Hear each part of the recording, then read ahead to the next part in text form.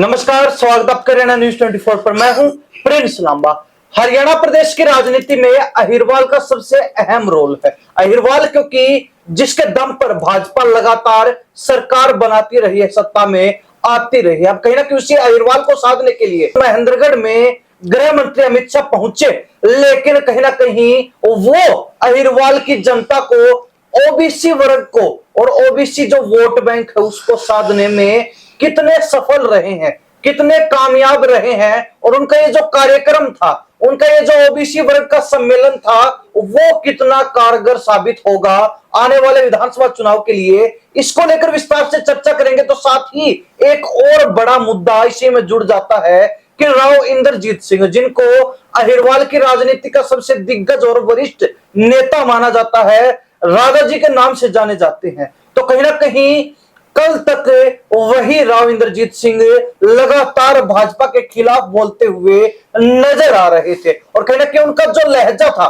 जो रवैया था, वो स्पष्ट तौर पर संकेत दे रहा था कि फिलहाल भाजपा से नाराज हैं, कहीं ना कहीं क्रोधित हैं। और इसी क्रोध का सामना बीजेपी को कहीं ना कहीं करना पड़ सकता है आने वाले समय में। लेकिन एक दिन के बाद ही राव इंद्रजीत सिंह का लहजा बदल गया, राव इंद्रजीत सिंह का जो है रवैया बदल गया। और बीजेपी के गृह मंत्री अमित शाह के साथ मंच साझा करते हुए राव इंद्रजीत सिंह ने जो कुछ कहा वो सबके सामने सबने सुना भी। लेकिन कहीं ना कहीं ये जो एक ही दिन में 24 घंटे के अंदर जो परिवर्तन हुआ है, ये कहीं ना कहीं एक आम घटना है या फिर इसको किसी विशेष घटनाक्रम से जोड़ा जाए, इसी चर्चा के साथ हमारे साथ खास बातचीत में है मुन्ना लांबा, हमारे वरिष्ठ संवाददाता। लांबा साहब, बहुत बहुत स्वागत है जी। बहुत बहुत धन्यवाद हमारे चैनल हरियाणा न्यूज 24 के सभी दर्शकों का, और जो बाहर के दर्शक उनको भी बहुत बहुत धन्यवाद हमारे जी।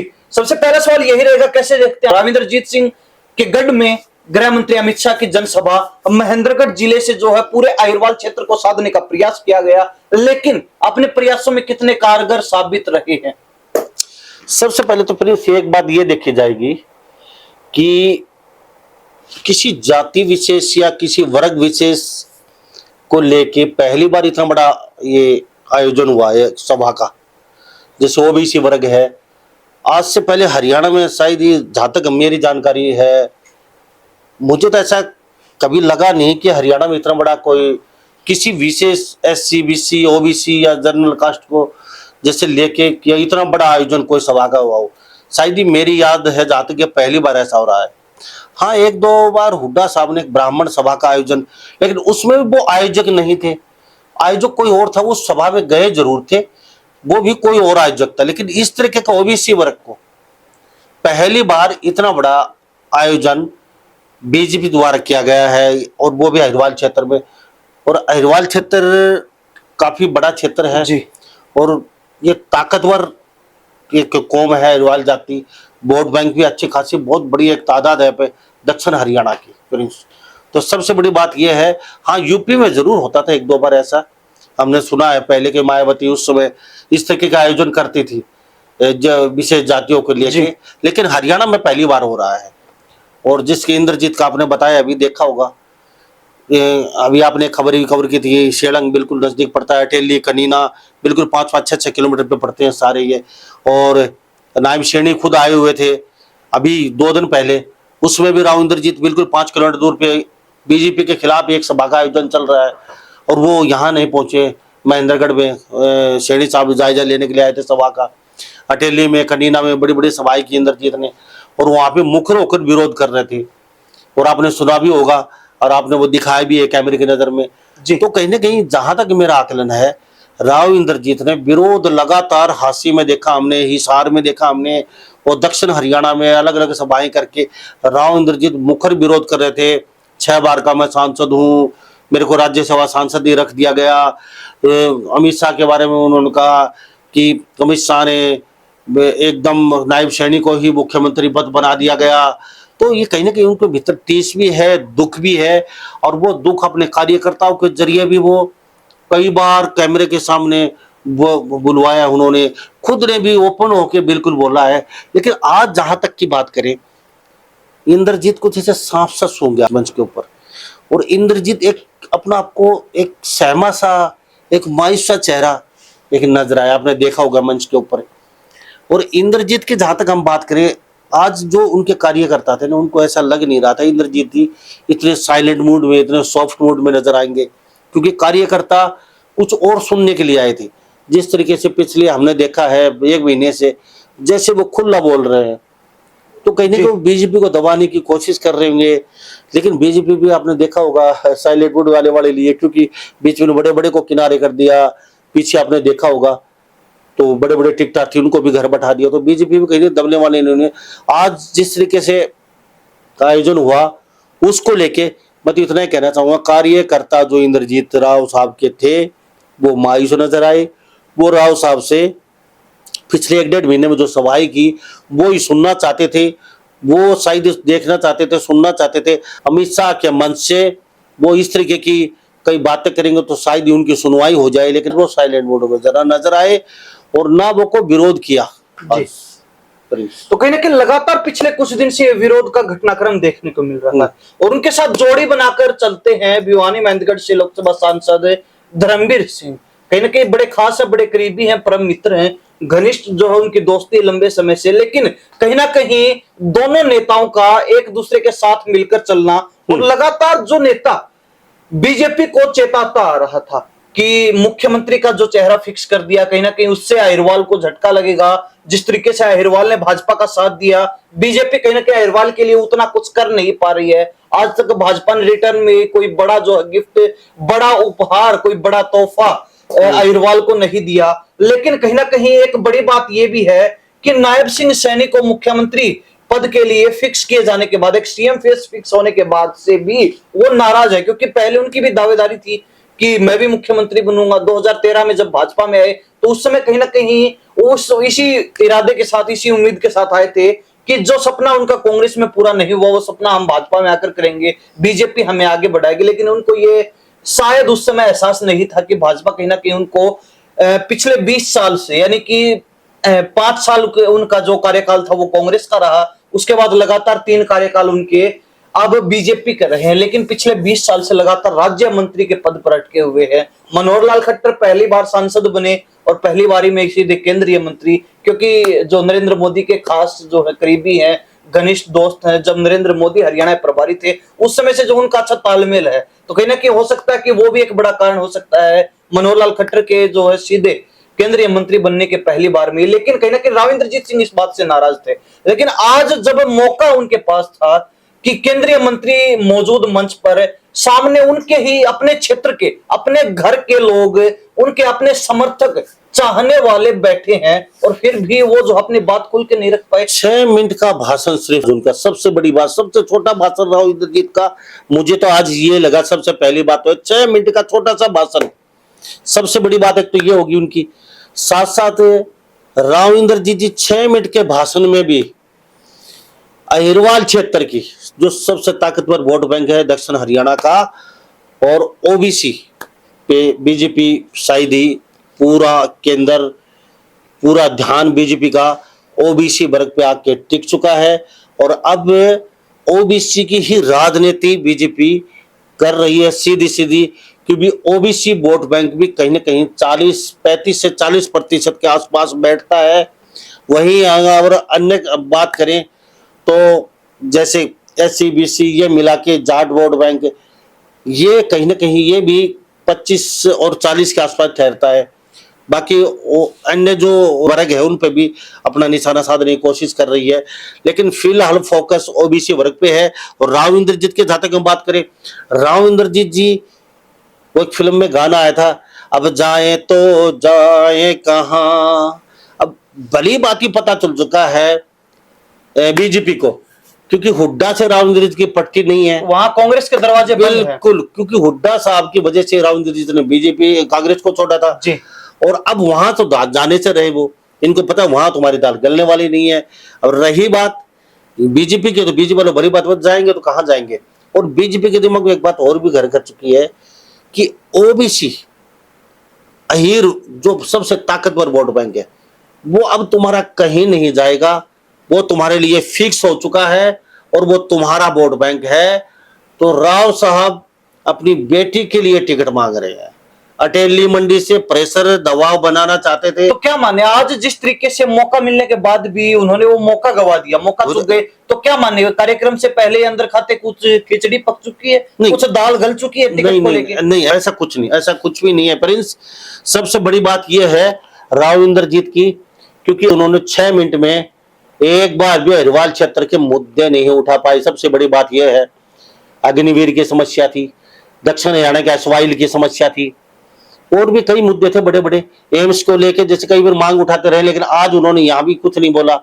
और भी बहुत ऐसी ऐसी बातें हैं जो कई बार वो मांगे उठाते रहे, कई सभाओं में हमने देखा है, लेकिन उन मन से आज उन मांगों के लिए वो नहीं बोल पाए। तो कहीं ना कहीं जनता आहत है। वो जनता कुछ ये भी कहती है अहिरवाल क्षेत्र की, अब तो सबसे बड़ा मुद्दा तो आहिर रेजिमेंट का है, अनेकों बार धरना प्रदर्शन हो चुके हैं। असवाइल का मुद्दा है, पानी बराबर पानी मिलना पानी का चाहिए। मुद्दा भी है। उसके बाद महेंद्रगढ़ में अगर जब सभा है तो यहाँ पर भी बड़ा मुद्दा IMT का खुडाना, IMT का है, कई मुद्दे हैं। किसी मुद्दे पे राव इंद्रजीत ने आज बात नहीं की। और बातचीत करें हम, अहिरवाल क्षेत्र आप तो मुखर होकर विरोध करने लगे राव इंद्रजीत का। और राव इंद्रजीत की एक सबसे बड़ी खासियत रही आज तक की, देख लो आप, कभी भी कांग्रेस में उस समय इन्हें धरना प्रदर्शन नहीं किया अपनी पार्टी के या किसी पार्टी के खिलाफ, यानी कि सड़क के नेता वो कभी नहीं बन पाए। ना बीजेपी में आने के बाद कभी भी जनता के साथ वो कभी धरना प्रदर्शन में बैठे, ना जनता के साथ कभी सड़क पे चल के कभी नजर आए। वो खाली पॉलिटिक्स यानी कि अंदर की राजनीति करते हैं। अब बीजेपी ने साफ साफ संदेश दे दिया है, या रहे या जाए, राव साहब से हमें कोई फर्क पड़ने वाला है। लेकिन राव साहब का अच्छा खासा वजूद है। एक विशेष बात आपको देखने को मिली होगी, दर्शकों को बता दें, राव राजा जी अमित शाह ने कह के बोला, तजर्बा खूब दिए उन्होंने, ऐसी बात नहीं है। 6 मिनट का समय भी दिया, लेकिन 6 मिनट के समय में राव इंद्रजीत अहिरवाल क्षेत्र के लिए कुछ भी डिमांड नहीं कर पाए, कोई मांग नहीं कर पाए, ना अपनी बात रख पाई। उनके कार्यकर्ताओं में मायूसी नजर आई, मुंह लटके आए, और राव इंद्रजीत खुद ही कुछ गुमशे नजर आए, कुछ लटका हुआ चेहरा, कुछ अपना अंदर अंदर सोच रहे हैं। लेकिन कार्यकर्ताओं को, लोगों को ये अपेक्षा बिल्कुल नहीं थी। आज पूरा भारत टकटी लगाए बैठा था राव इंद्रजीत जी कुछ बड़ा करेंगे आज, लेकिन कुछ नहीं, 0% जीरो। राव इंद्रजीत जी बड़ी बातें समझ सके हैं, इधर कुआ इधर खाई, साहब हुड्डा साहब के पास जाने से रहे और बीजेपी में रहना पड़ेगा।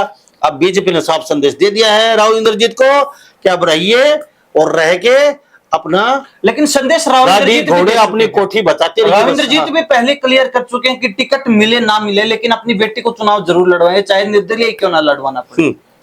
हाँ, निर्दलीय लड़वा सकते हैं, लेकिन राव राजा जी अमित शाह ने तजब्बो पूरी दी है उनको। राव राजा जी सब नेताओं के सामने बोला है, तजब्बो पूरी दी है।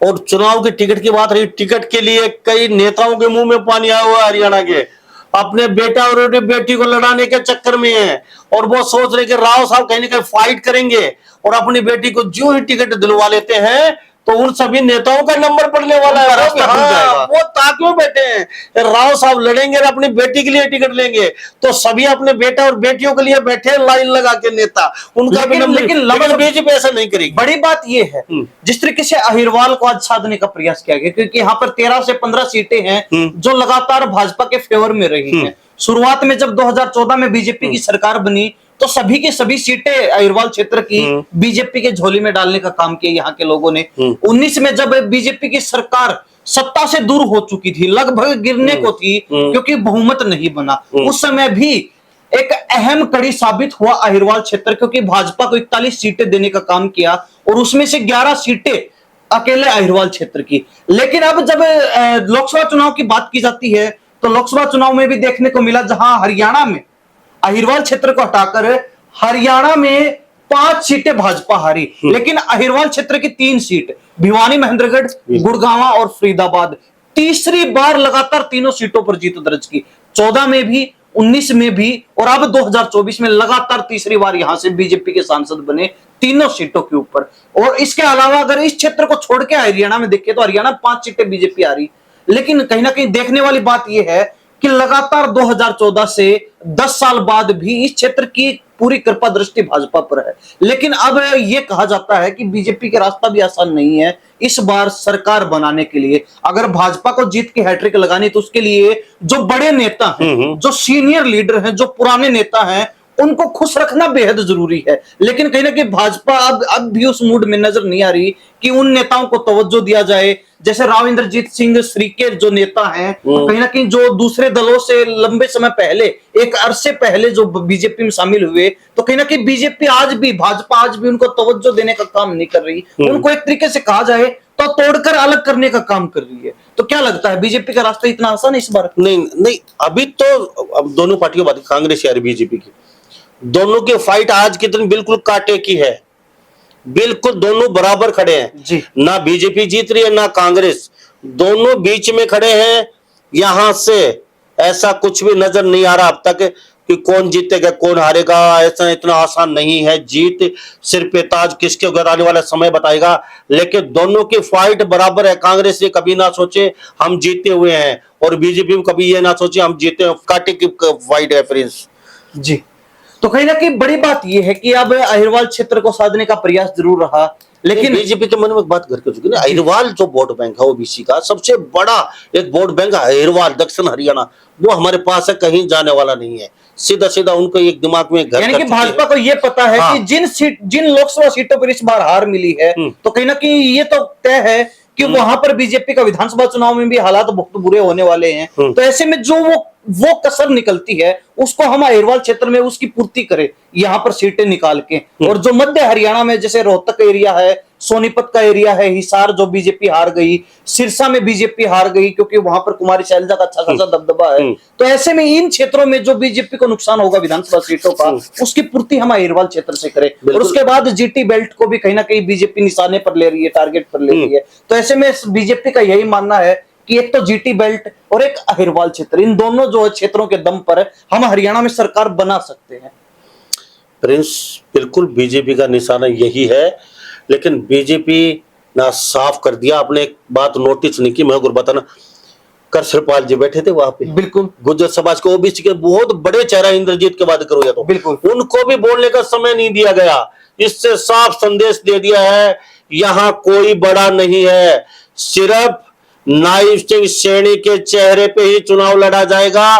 कोई नेता अपने आप को कितना बड़ा ताकतवर ना समझे, जो वो किसी वर्ग का हो, चाहे ओबीसी हो, चाहे एससी हो, चाहे कोई जनरल कास्ट का हो, वो ये कहता मैं बड़ा चेहरा हूं, ये अपने दिमाग से निकाल दे। बीजेपी ने साफ कर दिया है और राव साहब के लिए भी साफ संदेश है। सीधा सीधा उनको बहुत कुछ एक अच्छा संबोधन भी दिया है, अच्छा तजब्बो दी है, राव राजा जी नाम लिया अमित शाह ने, सब कुछ वाजिब, लेकिन साफ संदेश दे दिया है कि राव साहब भी कहीं के जनता के बीच कभी नहीं आए, ना फाइट कर पाए, ना कभी सड़क के नेता बन पाए। वो अपने दिल्ली दरबार बने। उनको साफ संदेश दे दिया है भाई आप राज्य मंत्री है, वो अपना बचा के रखो, यहीं तक आपका जुगाड़ है और यहीं अपने आराम से बैठे लेकिन रहो। बड़ी बात है कि भाजपा नायब सैनी को सीएम का फेस घोषित कर चुके हैं। अमित शाह बिल्कुल कर चुके, जो पंचकुला आए थे कुछ दिन पहले, कहते हैं कि सीएम फेस भी जो है नायब सिंह सैनी के रूप में प्रोजेक्ट कर दिया और चुनाव भी उनके नेतृत्व में होगा। लेकिन आपको क्या लगता है कितना दम नायब सिंह सैनी के चेहरे में है? क्योंकि शुरुआत में जब वो मुख्यमंत्री बने मनोहर लाल खट्टर की जगह उनको रिप्लेस किया गया,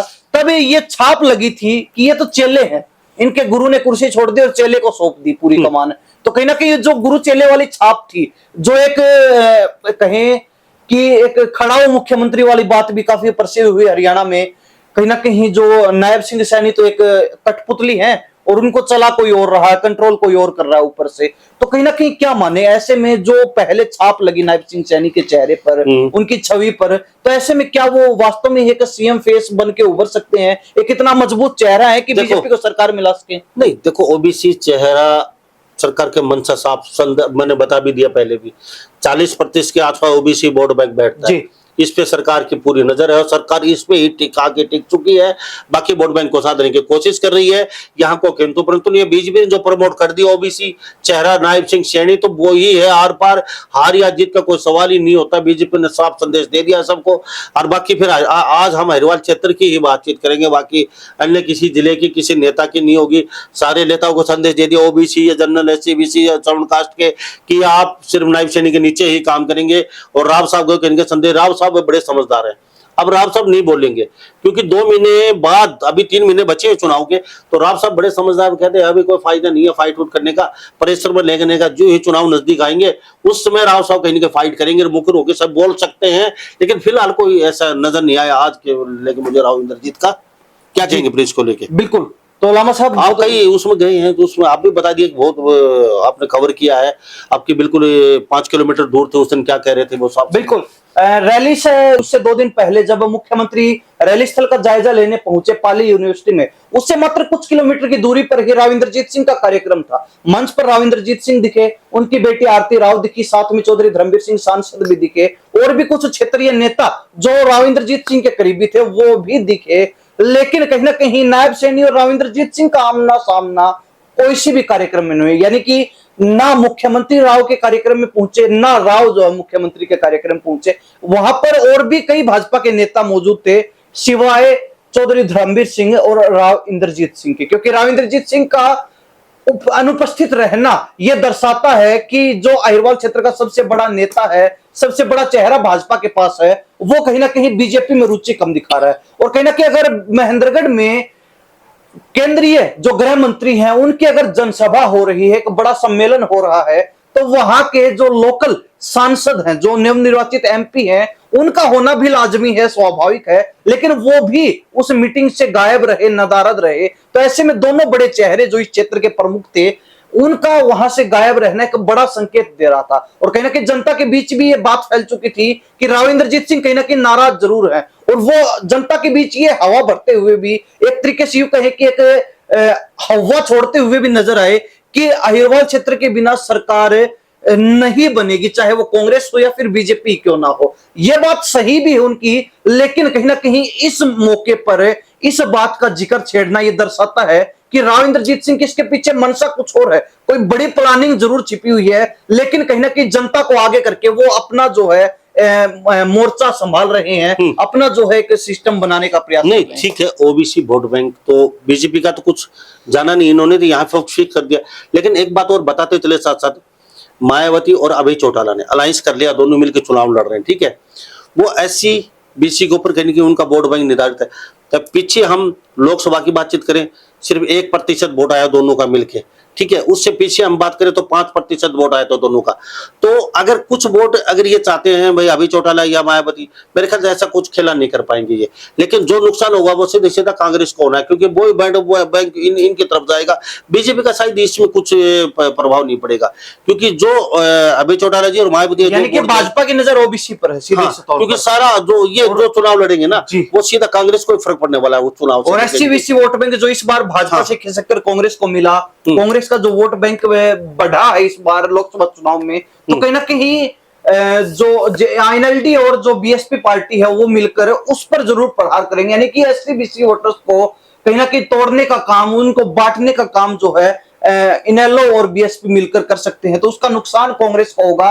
लेकिन बीजेपी की जो नजर ओबीसी पर है, वो वोट बैंक जो है लगभग सेफ रहने वाला है, सेफ जोन में रहेगा, क्योंकि उसमें सैनी भी आते हैं, उसमें गुज्जर भी आते हैं, उसमें यादव समाज भी शामिल है। तो ऐसे में कहीं ना कहीं इस वोट बैंक को कांग्रेस से और इनेलो और बीएसपी द्वारा मिलकर तोड़ पाना और इस पर जो है प्रहार कर पाना काफी जो है मुश्किल भरा, चुनौतीपूर्ण होने वाला है। बाकी बड़ी हम लोगों दर्शकों से राय ले लेते हैं, फिर वास्तव में आप क्या समझते हैं? आज हरिवाल क्षेत्र ओबीसी वोट बैंक है, ओबीसी समाज का सबसे ताकतवर चेहरा, सबसे ताकतवर वोट बैंक यादव समाज को माना जाता है। तो क्या वास्तव में बगैर राव इंद्रजीत के क्या बीजेपी ओबीसी वोट बैंक में से लगा सकती है? यादव समाज का वोट बैंक कितना बीजेपी के साथ जाएगा? अपनी कॉमेंट राय जरूर दीजिए। क्या वास्तव में अगर इंद्रजीत जी पार्टी छोड़ के चले भी जाते हैं, दूसरी पार्टी में चले जाते हैं, तो क्या बीजेपी को कोई फर्क पड़ने वाला है या नहीं है? ये भी आपकी राय जाना चाहेंगे। और आओ इंद्रजीत जी इतने सहमे इतने मायूस लटका चेहरा, कार्यकर्ता मायूस से कुछ और सुनना चाहते थे। आज अगर अमित शाह का मंच मिला होता, राव इंद्रजीत जी खुल के बोल सकते थे, अपनी बात भी रख सकते थे, लेकिन वो कुछ नहीं कर पाए। 0%। सभी कार्यकर्ता उनके मायूस नजर आए और कार्यकर्ता वहां से अपना मुंह लटका के उनको लौटना पड़ा। अपनी राय जरूर दे दीजिए। राव इंद्रजीत क्यों नहीं बोल पाए?